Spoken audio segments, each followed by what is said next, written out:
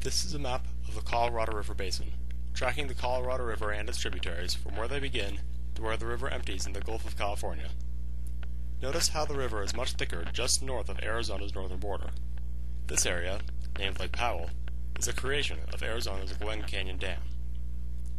That the Glen Canyon Dam can visibly alter the Colorado River, even on a map of this scale, certainly suggests that the dam has also had a heavy impact on the ecosystem.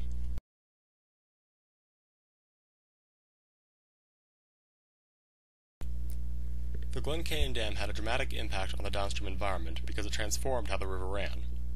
Formerly, the river could flow through the Colorado Plateau at 400,000 cubic feet per second in the springtime. In fall and late summer, the rate could be as low as 1,000 cubic feet per second. The combined discharge capacity from spillways and outlet works from the Glen Canyon Dam is now 213,000 cubic feet per second. During typical dam operations, the max outflow is 20,000, occasionally going as high as 25,000, which is the currently prescribed maximum. Highly variable flooding was a central aspect of the Colorado River ecosystem. Another major role the river played was that of sediment distribution. Sediment carried by the river deposited and created sandbars in areas of low turbulence. These sandbars have since eroded, and the dam prevents sediment from flowing to the river downstream of the dam as it once did. This has resulted in a loss of an important aspect of the aquatic and riparian ecosystems.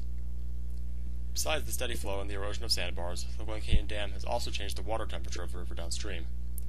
Added to these impacts of the dam are the non-native species which now thrive in the downstream environment. These all have had major impact on species native to the Colorado River.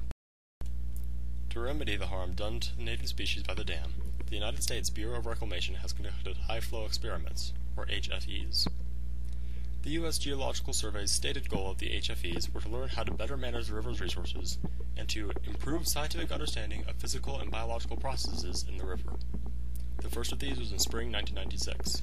Two others have been implemented, one in November 2004 and another in March 2008. Hopes were that these experiments would recreate sandbars and negatively impact populations of non-native fish. At least regarding the exotic rainbow trout, the HFEs achieved undesired results. Trout population increased in 2009 and 1997, indicating that springtime HFEs benefited the rainbow trout population, likely because the fine sediment distributed along the river improved the overall quality for spawning rainbow trout. On the other hand, one native species with which the experiment was most concerned, the humpback chub, did not seem positively impacted by the high-flow experiments. For one, the large increase in rainbow trout certainly had a deleterious impact upon the humpback chub. Secondly, it is known that the humpback chub requires warm water for successful spawning and hatching.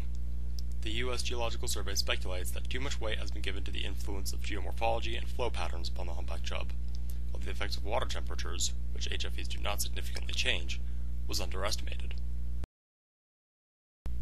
Currently, the Bureau of Reclamation is considering a program which will define criteria for triggering repeated HFEs on the basis of sand inputs to the river from downstream tributaries. If adopted, this would result in HFEs occurring at a minimum of once per year. Experiments conducted by the Swiss government regarding dam flows indicates that for an ecosystem to sustain long-term benefits from HFEs, they must be conducted regularly, once or twice per year. So while it seems unlikely that the Colorado River ecosystem can feasibly return to its state before the construction of the Glen Canyon Dam, nonetheless, scientists and the government remain determined to minimize the harm which this construction has done to native species.